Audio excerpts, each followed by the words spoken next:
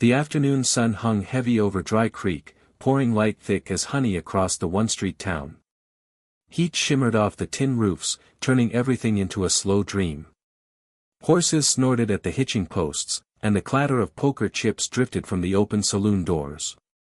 It was the kind of day when men looked for a distraction, and someone found one. They lined up 6 empty bottles along the rail outside the saloon, glass glinting like trapped lightning. A few coins changed hands. Laughter rose. Then someone called out, "Hit every bottle, and you win yourself an Apache girl's smile." The words cut through the noise, and every head turned toward her, the woman standing in the shade near the water trough. She didn't flinch at the attention. Her posture was straight, her dark hair braided with red cord, her eyes unreadable. She was older than most of the men staring, graceful, composed, and far too proud to belong to anyone's game. The cowboy heard the challenge and paused mid-stride. He was young compared to the rest, mid-20s, maybe. Dust coated his boots and the brim of his hat, and his revolver hung low, like it had found a natural home on his hip. He didn't need to prove anything. Not anymore. But something in her stillness pulled at him, like the quiet before thunder. He stepped forward slowly. "What's the stake again?" His tone was mild, almost lazy. A drunk ranch hand grinned. "Hit 'em all, and she owes you a drink, maybe a dance if she's feelin' kind." The crowd laughed, but the woman didn't. She turned her gaze toward the bottles, then toward him, her expression calm but sharp as obsidian. For a second, he thought she might speak, but she said nothing, only met his eyes, steady and unblinking. He tipped his hat slightly. "I'll take the dare," he said, voice low. The laughter quieted. He walked to the center of the street, boots whispering over the dust, revolver glinting in his hand. The crowd drew back, murmuring. His heart beat slow and steady, not from nerves, but from something stranger. Her presence felt like a challenge older than any bullet could meet. He lined up his stance. The air smelled of sweat and whiskey. Somewhere, a windmill creaked. Bang! Glass shattered, the first bottle exploded into sunlight. The crowd cheered. Bang! Second bottle down. He could feel her eyes on him. Each shot echoed like a drumbeat through his ribs, not from the gun's recoil, but from the silent awareness between them, a rhythm that neither had asked for.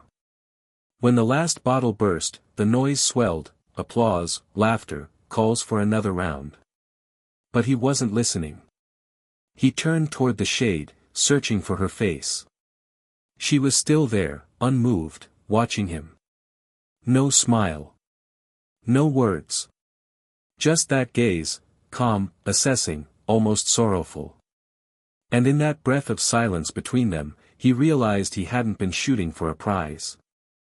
He'd been shooting because, for the first time in a long while, someone had made him feel seen. The echoes of gunfire still rolled across the empty land long after the last bottle fell. Shards glittered along the fence like broken stars, scattered beneath the lowering sun. The smell of gunpowder lingered in the air, sharp, metallic, a ghost of violence that refused to fade. The cowboy holstered his revolver without a word. Around him, the men laughed and clapped his shoulders, tossing out congratulations thick with whiskey and envy. Someone shouted for another round, another bet, but the sound blurred into nothing. He wasn't listening, his eyes were already searching the edge of the crowd. She hadn't moved. The Apache woman stood as she had before, one hand resting on the worn post beside her, face calm, eyes steady. The late light caught in her hair, turning it almost copper. She was beautiful, but not in the soft way the saloon girls were. Hers was the kind of beauty carved by wind and endurance. A beauty that made men hesitate before speaking, unsure if they were worthy of her attention. He started toward her, slowly. Boots stirring dust. Hat low.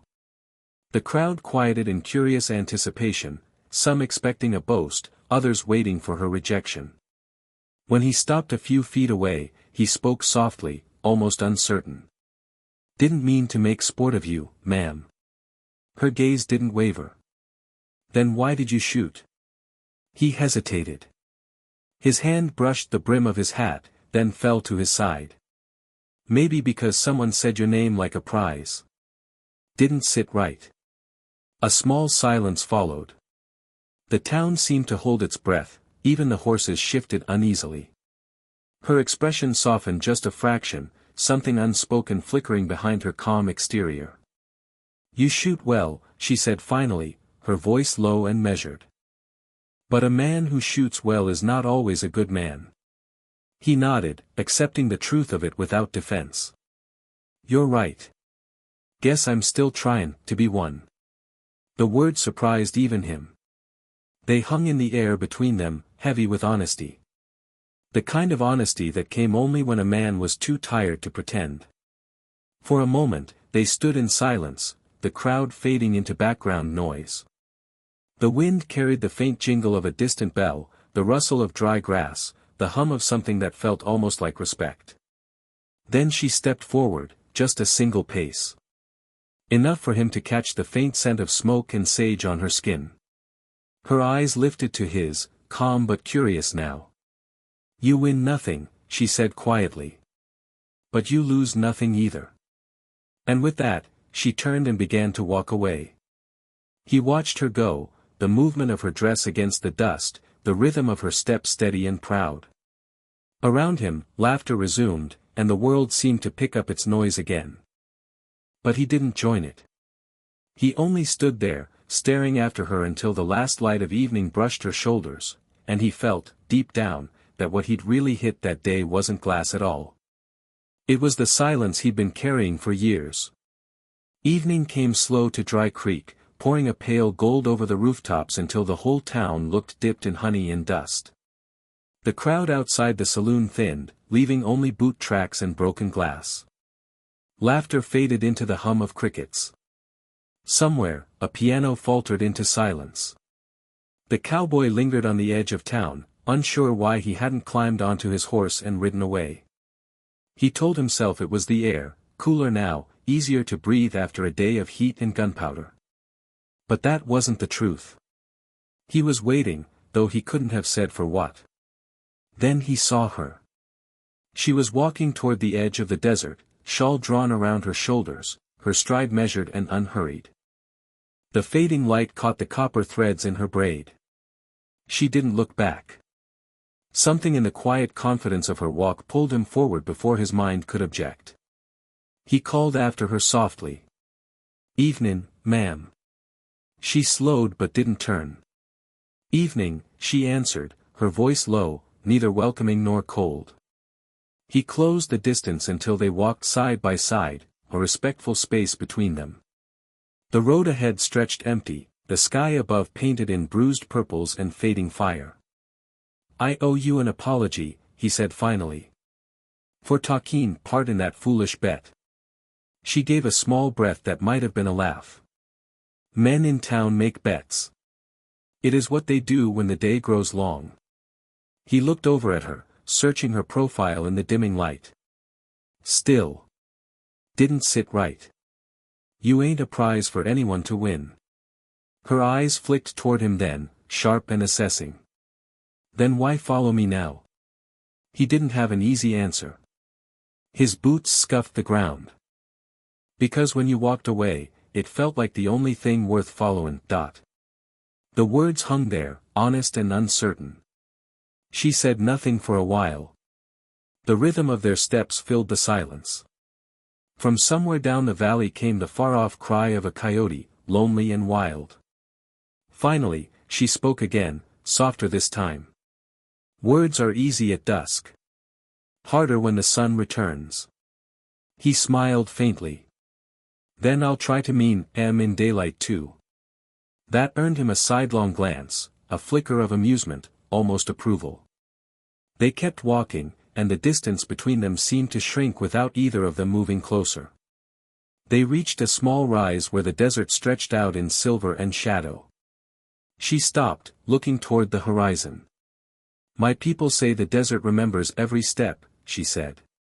Even the ones taken without purpose. He nodded slowly.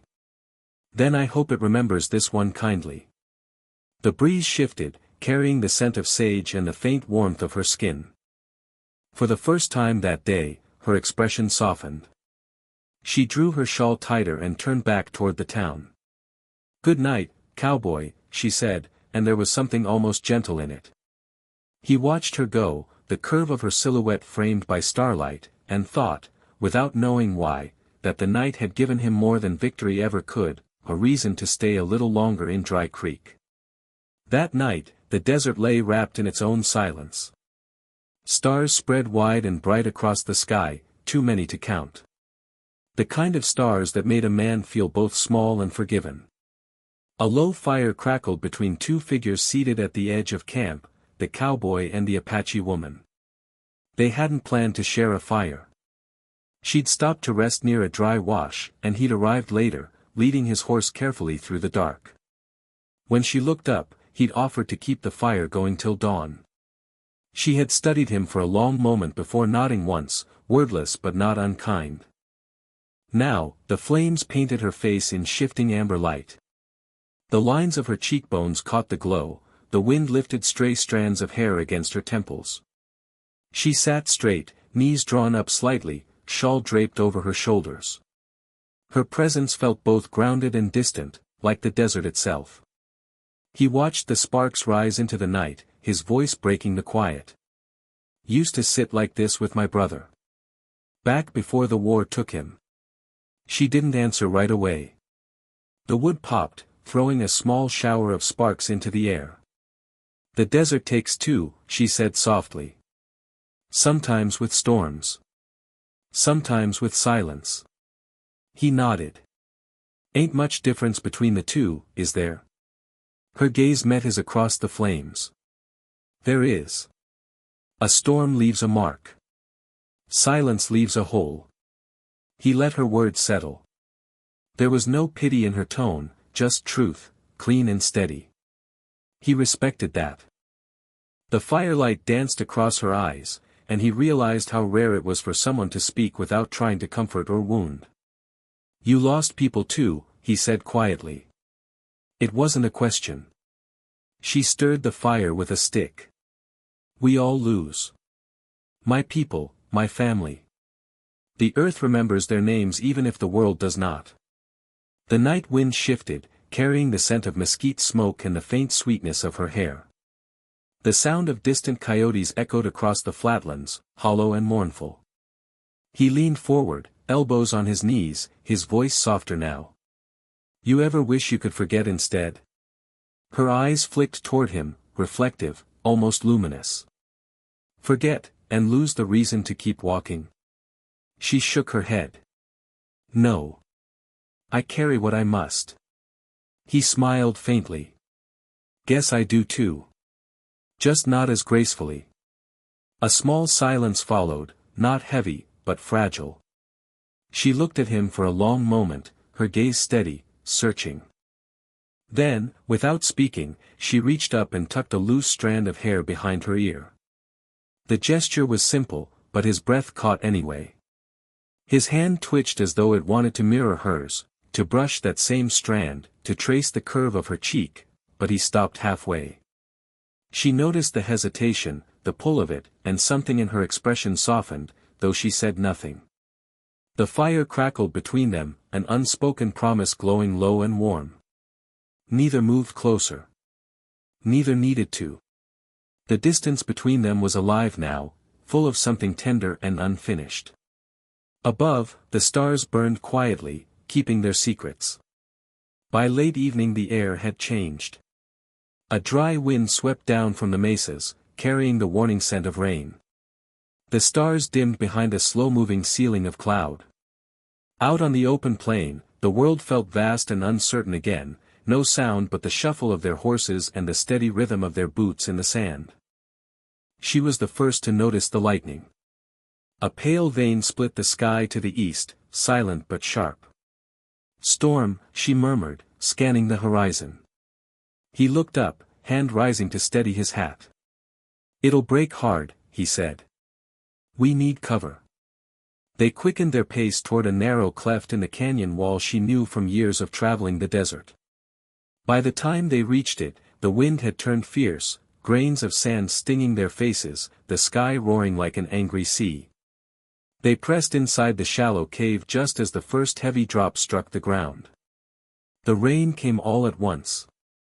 Sheets of water hammered the stone, filling the air with sound so constant it felt like being inside a drum. Thunder rolled close behind it.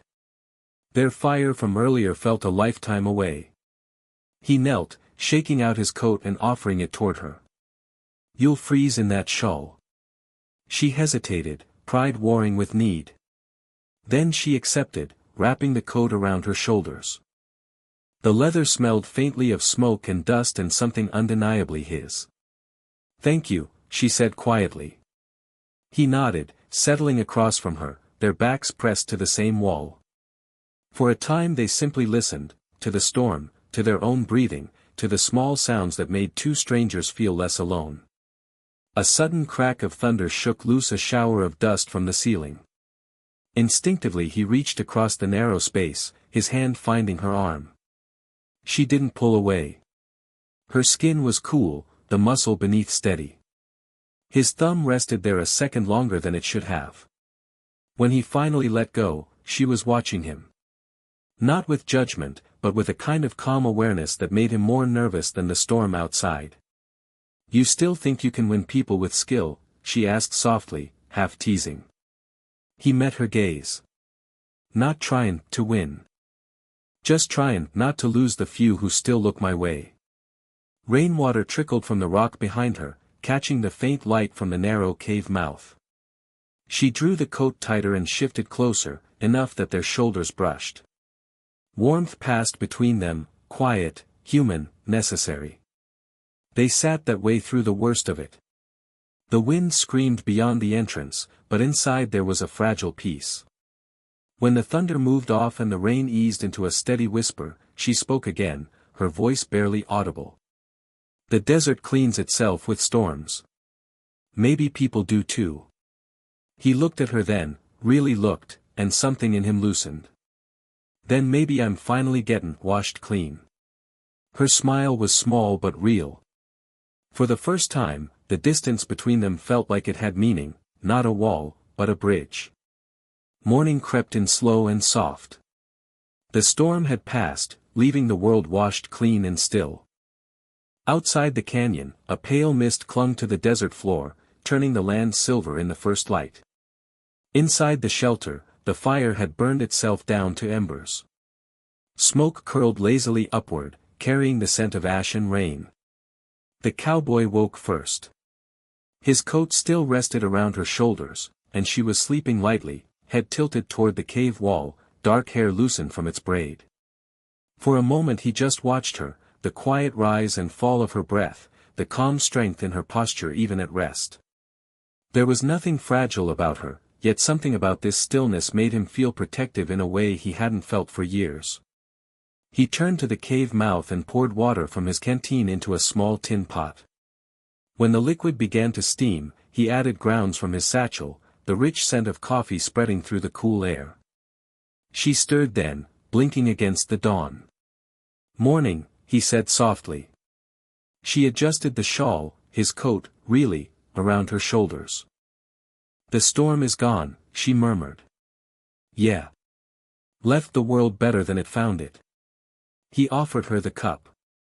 Their fingers brushed as she took it, a small, accidental spark that neither tried to hide. They sat in silence, sipping the bitter drink, watching sunlight crawl down the canyon walls. After a while, she spoke. "You ride alone. By choice?" He hesitated before answering. "Started that way after the war. Stayed that way, 'cause it was easier not to lose what you don't have." Her eyes lifted to meet his. "Easier," she said, "but not living." The truth in her voice struck deep. He stared at the fire's dying coals, then drew a slow breath. "When I took that bet back in town, I didn't care about the bottles. Or the folks watchin'. Just, when they said your name, I felt angry. Didn't seem right for him to say it like that. Her fingers tightened around the cup. You did not shoot for pride, then? No, he said quietly. I shot, 'cause for the first time in years, someone looked at me like I was more than what the gun could do. The air between them grew very still. She didn't answer right away, only studied him with a gaze both kind and piercing. Then she reached out, touched the back of his hand, light as breath, brief as sunrise. Then maybe, she said softly, you've already won. He wanted to hold on to that touch, to the quiet meaning behind it. But he only nodded, meeting her eyes with something close to gratitude. Outside, the mist was lifting. Horses stamped in the distance, impatient to move. The day was beginning, carrying them back toward whatever roads waited beyond this moment. He rose, offered his hand to help her stand. She took it without hesitation. And as the first full light of morning spilled across the desert, he realized that sometimes winning didn't mean keeping, it meant being changed by what you found. By mid-morning, the desert was alive again. Sunlight burned away the mist, revealing an endless sweep of gold and rust. The air was warm, fragrant with damp earth and mesquite. A few birds traced slow circles above the canyon, their cries carrying across the open sky. They rode side by side, their horses' hooves soft against the wet sand. Neither had said much since leaving the cave. Words felt small after a night like that, the kind that stripped two people down to something wordless and honest. The cowboy stole a glance at her now and then. She rode straight-backed, one hand loose on the reins, her shawl moving with the wind. The morning light caught her face, and for a moment, she looked ageless, like she belonged to the land itself, carved from its silence and grace. He wanted to say something, to ask her to stay, or to let him ride with her people for a while, but the words wouldn't come. He'd learned long ago that sometimes the truest feelings didn't need to be spoken. Still, the weight of goodbye pressed against his chest like an ache he couldn't swallow. She must have sensed it. Without looking over, she said, "You'll ride east?" He nodded. "There's a ranch outside Santa Mesa. Fella there owes me a few weeks' work." She smiled faintly. "You'll find peace there." He thought for a moment. "Don't know if peace is what I'm after. Maybe just a reason to keep moving." That answer made her glance at him, and their eyes met. The look that passed between them was quiet, full of all the things neither dared to ask. They stopped near a small rise overlooking the valley. Below, the world stretched wide, ridges, sagebrush, distant smoke rising from the camp of her people. She dismounted first, her feet sinking softly into the wet sand. He followed, unsure what to do with his hands, his heart. "This is where I go on," she said gently. "My home waits down there." He nodded, though it hurt to do it. "And I guess this is where I stop following." She stepped closer, just enough that he could feel the warmth of her presence. "You never followed," she said. "You listened. That's rarer." For a long heartbeat, they stood in silence. The wind tugged at her hair. He reached up, almost unconsciously, and brushed a loose strand away from her face. She didn't move. Their eyes held, that same steady, electric stillness that had started everything. Then she smiled, small, real, unforgettable. "Go well, cowboy." He swallowed, nodding. "You too, ma'am." She mounted her horse in one fluid motion and started down the slope, her figure growing smaller against the endless light. He stood watching, the desert stretching out before him, wide and familiar again, but no longer empty. When she finally disappeared beyond the ridge, he let out a slow breath. The wind moved past him, carrying the faint echo of her voice, or maybe just memory. He turned his horse east. The bottles, the bet, the noise of that day, all felt a lifetime away. What remained was quieter, deeper, a peace he hadn't earned, but somehow been given. As the sun climbed higher, he rode on, a little lighter, a little less alone.